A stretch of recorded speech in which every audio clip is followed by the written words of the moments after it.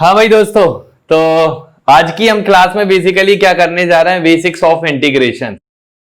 Integrations का development कैसे हुआ एंड इंटीग्रेशन का बेसिक मतलब है क्या, और ये आईआईटी के पॉइंट ऑफ व्यू से या फिर आप किसी भी कंपटीशन के पॉइंट ऑफ व्यू से, इंजीनियरिंग हो या मेडिकल हो, कैसे इंपॉर्टेंट है ये हमें देखना है।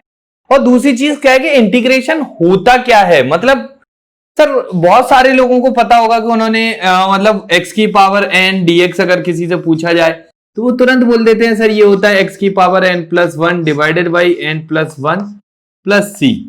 बट हमारी जो एनालिसिस है या जो हमारा आज के पढ़ने का मेन मोटिव रहेगा वो सिर्फ इस बात पे सीमित नहीं रहेगा। ये कैसे आता है, कहां से आता है, ये सारी चीजें हम डिस्कस करेंगे। एक और बात हम आपसे बताना चाहते हैं कि आपने एक स्टेटमेंट सुना होगा, और वो स्टेटमेंट हमारा क्या है कि integration is the reverse process of differentiation. मतलब इंटीग्रेशन को अगर कहीं आप हिंदी में देखें तो बहुत सारी बुक्स में थोड़ा बहुत हमें पता है, इसको आई थिंक समाकलन बोलते हैं। क्या बोलते हैं? समाकलन, ऐसे ही बोल दिया। तो समाकलन जो होता है वो हमारा अवकलन यानी कि डिफरेंशिएशन का रिवर्स होता है, और वो होता कैसे ये निकालना है हमें, सबसे पहली बात। दूसरी बात क्या है कि इंटीग्रेशन दो तरीके का होता है। पहला इंटीग्रल जो होता है यानी कि इंटीग्रेशन के दो टाइप होते हैं। पहली टाइप जो होती है वो होती है इंडेफिनिट इंटीग्रेशन,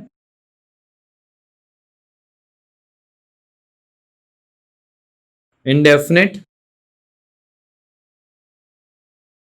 इंटीग्रेशन, और जो दूसरी टाइप होती है that is definite integration.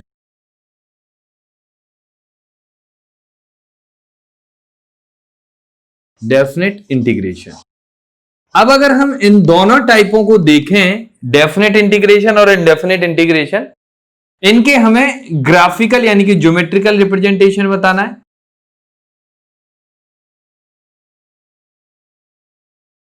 Geometrical representation क्या है इनका?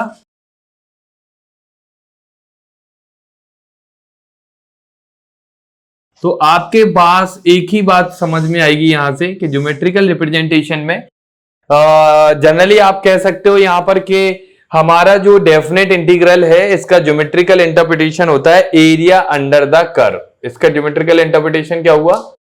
Area under the curve.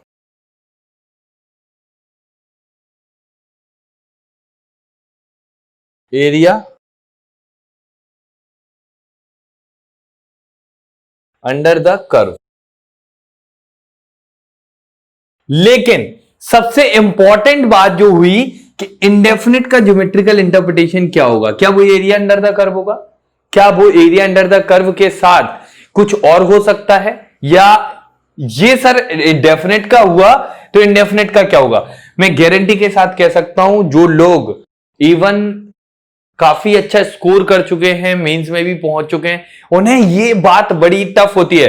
ठीक है दोस्तों, तो वो इसकी जगह पे इनडेफिनिट इंटीग्रेशन का जो हमारा मतलब होता है वो क्या होता है? ज्योमेट्रिकल इंटरप्रिटेशन वो क्या होता है? इसका ज्योमेट्रिकल इंटरप्रिटेशन होता है फैमिली ऑफ कर्व।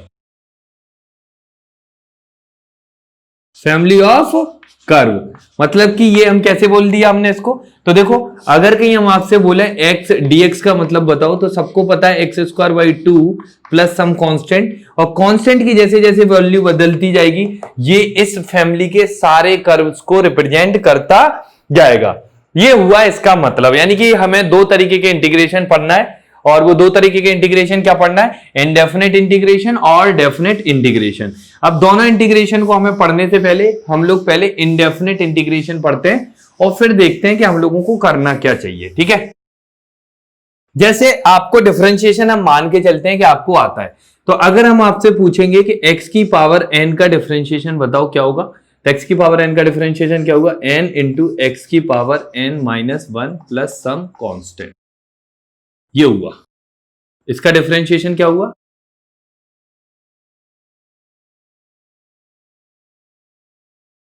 तो इसको dx की power n is equal to यहां पे कितना आ जाएगा? n x की power n minus one into D X इसको इंटीग्रेट कर दो, इसको इंटीग्रेट कर दो, तो x की power n divided by n plus some constant is equal to x n की पावर -1 इंटू dx।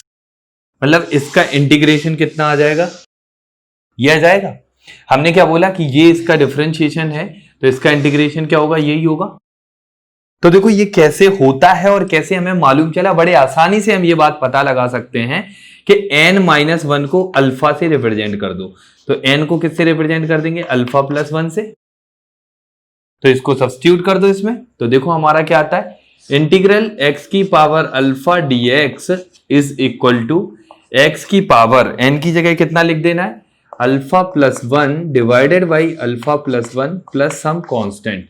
तो ये हमारा फॉर्मूला निकल के आ गया, x की power n dx is equal to x की power n plus 1 divided by n plus 1 plus c। पूरा 11th और पूरा 12th जब आप पढ़ के निकल जाओगे तब भी आपको ये फॉर्मूला कैसे आता है, कहां से आता है, ये बात का फील करने में काफी कुछ समय लग जाएगा। आपको पता होना चाहिए कि हमने कैसे चीजों को ड्राइव किया। फिर से सुन लो, इसका डिफरेंशिएशन ये होता है, आपको पता है। हमने क्या किया, dx को यहां भेज दिया, dx को यहां भेज दिया, इसको इंटीग्रेट कर दिया, तो this is simple like x की पावर n, क्योंकि पता है dx का इंटीग्रल कितना होता है, वो यही आ जाएगा। तो x की पावर n, और ये वाला जो n है वो कांस्टेंट है, तो इंटीग्रल के बाहर आ जाएगा। बाहर आने के बाद में अपॉन में ले आए और हमने n-1 को अल्फा मान लिया और पूरी कहानी को किया, तो ये आ गया। अब इंटीग्रेशन को हम कैटेगराइज कर देते हैं एक अलग अलग कैटेगरी में। अलग अलग कैटेगरी में कैसे, अलजेब्रिक, ट्रिग्नोमेट्रिक, नॉन अलजेब्रिक, हर तरीके के फंक्शन का इंटीग्रेशन अलग अलग तरीकों से हम लोग कैलकुलेट कर सकते हैं। अब देखो कैसे कर सकते हैं और क्या करना है उसको। डिफरेंशिएशन आपको पता होना चाहिए। अगर आपको डिफरेंशिएशन पता है दोस्तों तो आप ये काम कर सकते हो। जैसे कि अगर हम आपसे बोले x की पावर 2 dx, तो इसके लिए क्या करेंगे, x की पावर 2 प्लस 1 मतलब 3 upon 3 plus some constant. Constant लगाना मत भूलिएगा, इनडेफिनिट में कांस्टेंट आएगा। अगर आप कांस्टेंट नहीं लगाओगे तो आपके गलती होने के चांसेस बढ़ जाएंगे, क्योंकि आपको नहीं पता ये किस परिवार का यानी किस फैमिली का डिफरेंशिएशन करेंगे। तो हमारा ये आ रहा है, क्योंकि इसका डिफरेंशिएशन ये आना चाहिए, this is the differentiation of the function.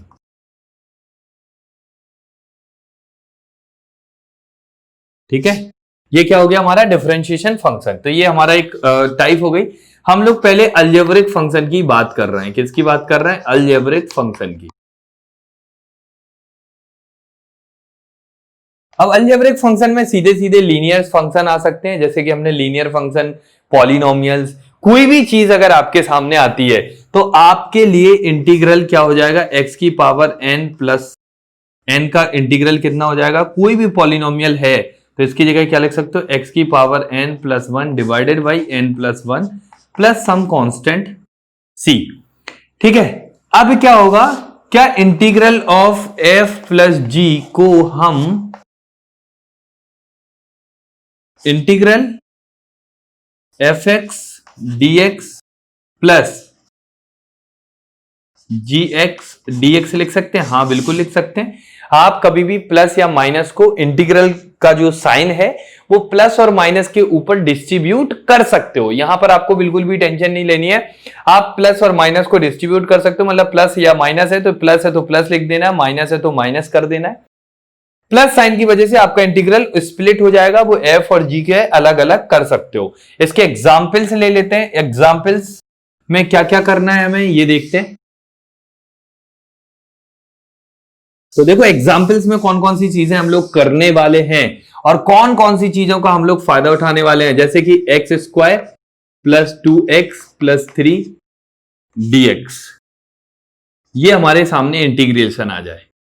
तो ये इंटीग्रेशन आ जाएगा तो इसको कैसे करेंगे, अलग अलग साइन पे ये स्प्लिट हो जाएगा, x square into 2x dx plus, एक ही बार आपको पहले स्टार्टिंग में लिखना है। उसके बाद में क्या होगा, आपको हैबिट हो जाएगी, और जैसे ही आपको हैबिट हो जाएगी आपके लिए ये बहुत आसान काम हो जाएगा कि कैसे इसको सॉल्व करते हैं।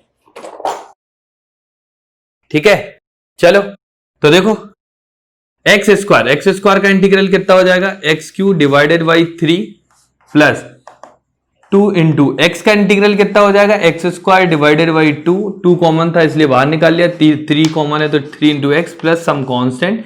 अच्छा देखो इसका कांस्टेंट आएगा C1 मान लेते हैं, इसके लिए कांस्टेंट आएगा C2, इसके लिए कांस्टेंट आएगा C3, तो C1 plus C2 plus C3 एक नया कांस्टेंट हो जाएगा C। तो इसलिए हमने तीनों के एक कांस्टेंट को मिला के लिख दिया इस फॉर्म में।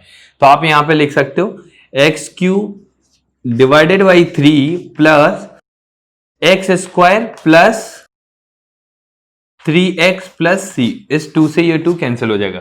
अच्छा एक बात और समझ लो कि ये जो इंटीग्रेशन हम पढ़ा रहे हैं ये सिर्फ फिजिक्स के पॉइंट ऑफ व्यू से पढ़ा रहे हैं, अभी हम लोगों ने कैलकुलस वाला इंटीग्रेशन नहीं सीख रहे हैं, ध्यान रखना आप ये बात। हम लोग कैलकुलस वाले इंटीग्रेशन की कहीं चर्चा नहीं कर रहे हैं, ये सिर्फ फिजिक्स में यूज आता है, क्योंकि आपको पता होगा ना कि हमारा जो एक्सीलरेशन होता है that is equal to dv divided by dt। तो dv हमारा किसके बराबर हो जाएगा, adt के। अब मान लो हमें at ग्राफ दिया, वेलोसिटी पूछ ली, तो इंटीग्रेशन करना पड़ेगा ना, करना पड़ेगा कि नहीं। तो उसके पॉइंट से हम आज का लेक्चर ले रहे हैं और उसी के पॉइंट से हम आज के लेक्चर को समझाने की कोशिश कर रहे हैं। ठीक है, तो अलजेब्रिक में इस तरीके के अगर फंक्शंस आपके सामने आते हैं तो आप किसी का भी इंटीग्रेशन कर सकते हो। ठीक है, किसी का भी इंटीग्रेशन आपके सामने हो जाएगा। इसमें जैसे अगर हम बात करें एक और इंटीग्रेशन के केस को ले लेते हैं, जैसे सपोज अगर हम आपसे बोले √x dx, तो ये किसके बराबर हो जाएगा, x की power 1/2 dx। This means x की power 1/2 plus 1 divided by 1/2 plus 1 plus some constant. तो x की पावर कितना आ जाएगा दोस्तों, 3/2 divided by 3/2 plus some constant means 2/3 into x की पावर 3/2। तो √x का जो डिफरेंस इंटीग्रेशन है, √x का इंटीग्रेशन क्या आ जाएगा, ये आ जाएगा। बोलो आगे कर लोगे। तो बड़ा सिंपल सा इंटीग्रल है। अब अगर कहीं x की पावर कोई भी चीज आ जाए, यहां पर n ध्यान रखना, any real number other than 1 -1, बस 1 -1 नहीं होना चाहिए। क्यों, क्योंकि उसका इंटीग्रेशन थोड़ा सा अलग आता है, यानी कि dx अपॉन x अगर आपके सामने है तो इसका इंटीग्रेशन जो होता है वो ln x। अब ln क्या है सर, इसको हम लोग बोलते हैं log e बेस पर x प्लस सम कांस्टेंट। बस केवल ये एक इंटीग्रेशन है कि x की वैल्यू अगर -1 आती है तो इंटीग्रेशन ये हो जाएगा, अदरवाइज आपका इंटीग्रेशन जो होने वाला है, कभी भी अलजेब्रिक में कोई भी फॉर्मेट आ जाए आपके लिए ये कर सकते। अलजेब्रिक में और भी सारी क्वालिटीज हैं या और भी सारी चीजें हैं, बट अभी हम उनके ऊपर नहीं जा रहे हैं, थोड़ा थोड़ा धीरे धीरे करके हम सारी चीजें डिस्कस करेंगे। इसके बाद हमारा अगला है ट्रिग्नोमेट्रिक फंक्शंस का इंटीग्रेशन। अलजेब्रिक में एक सिंपल सी प्रोफाइल हमने आपके सामने डिस्कस की और उसके बाद में हम लोग किस पे चलते हैं, ट्रिग्नोमेट्रिक फंक्शंस का इंटीग्रेशन निकालने के लिए। तो ट्रिग्नोमेट्रिक फंक्शंस का इंटीग्रेशन कैसे निकालेंगे ये बात हम लोग देखते हैं। ठीक है, तो ट्रिग्नोमेट्रिक फंक्शंस का इंटीग्रेशन, तो यहां पे लिख सकते हो आप हेडिंग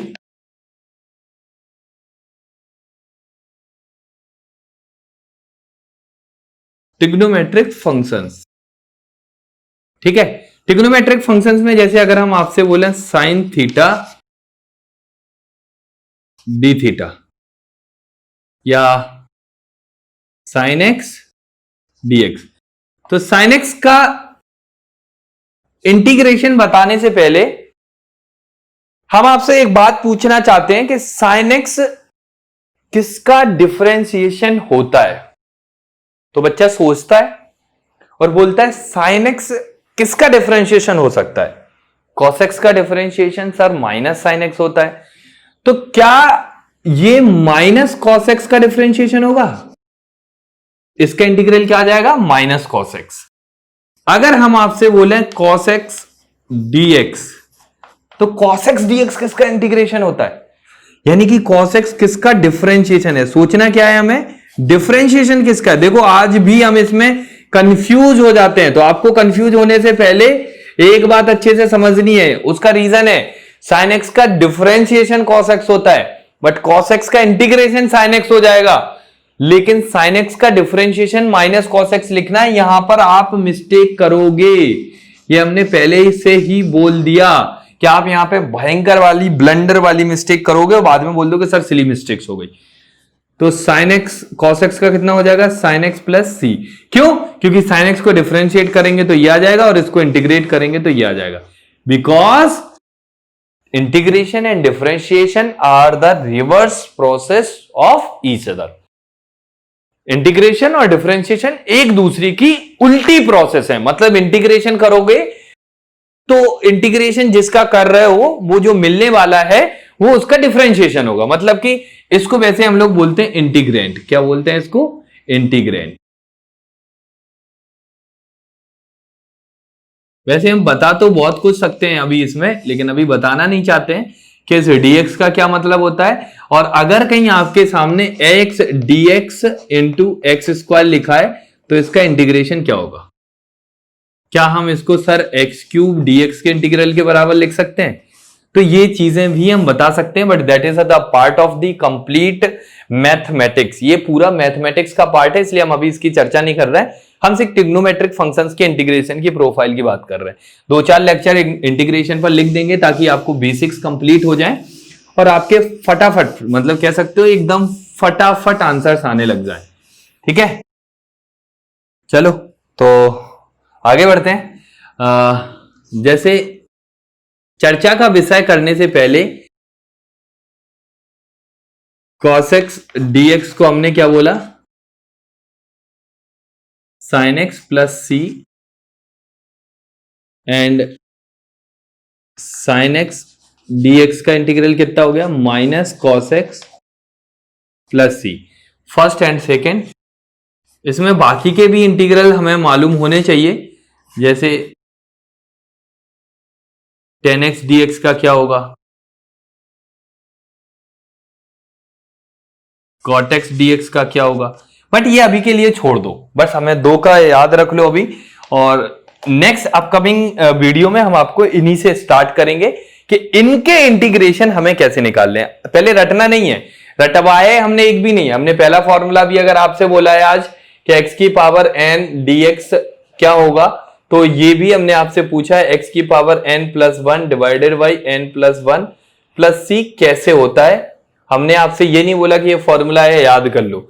हमने आपसे किसी भी तरीके की ये बात नहीं की कि क्या होना चाहिए, क्योंकि एक अच्छा बच्चा जो IIT जाना चाहता है या जो मेडिकल की प्रिपरेशन कर रहा है या किसी हायर एजुकेशन, देखो एट द एंड आप अगर कहीं लेबोरियस स्टूडेंट्स हो तो आपको क्या करना है कि आपकी मेहनत दिखनी चाहिए, आपको वो पॉइंट नजर आना चाहिए कि हमें सर हाँ ये करेंगे तो ये बात आ जाएगी, ऐसे पढ़ेंगे तो ये आ जाएगा।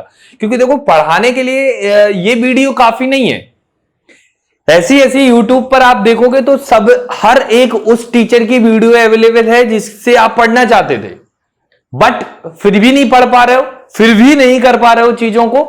उसके पीछे सीधा सिंपल सा लॉजिक होता है, जहां तक मेरा ख्याल है। और मुझसे अगर पूछोगे कि सर IIT के लिए कैसे प्रिपेयर करना है, तो आपको बहुत फंडामेंटली चीजों को देखना है एकदम आसानी से, और उनको अपनी नॉलेज के साथ में लिंक्ड करना है। फंडामेंटली मतलब कि बहुत बेसिक्स देखने हैं और उनको लिंक्ड करना है। जैसे हमने बोला cos x का इंटीग्रेशन sin x होता है, आपके सामने कई बार दिमाग में आएगा cos x का डिफरेंशिएशन माइनस sin x होता है। इसका डिफरेंशिएशन क्या होता है? Minus sin x। तो कंफ्यूजन यहीं पर आ जाता है कि एक का इंटीग्रेशन ये होता है और इसी चीज का डिफरेंशिएशन ये होता है। तो बस सिर्फ फर्क किसका है? माइनस साइन का। किसका फर्क है? सिर्फ माइनस साइन का। तो यहीं पंगे हो जाते हैं और यहीं पर हम लोग जल्दबाजी में, हम ये नहीं करेंगे इंटेंशनली आपको नहीं मालूम है या आप एकदम पढ़ने में कमजोर हैं इस वजह से आपसे चीजें हो रही हैं, ऐसा नहीं बोला हमने बोला भले ही जल्दबाजी में या जैसे भी हो आप उसको बाद में सिली मिस्टेक्स बोलते हैं। क्या बोलते हैं? कि सर सिली मिस्टेक्स हो गई। तो आपको यहां पर केयर करना है कि चीजों को कैसे करेंगे। और चलिए तो इसी के साथ में हम लोग अपनी आने वाली वीडियो में देखते हैं कि क्या करना है। नमस्कार।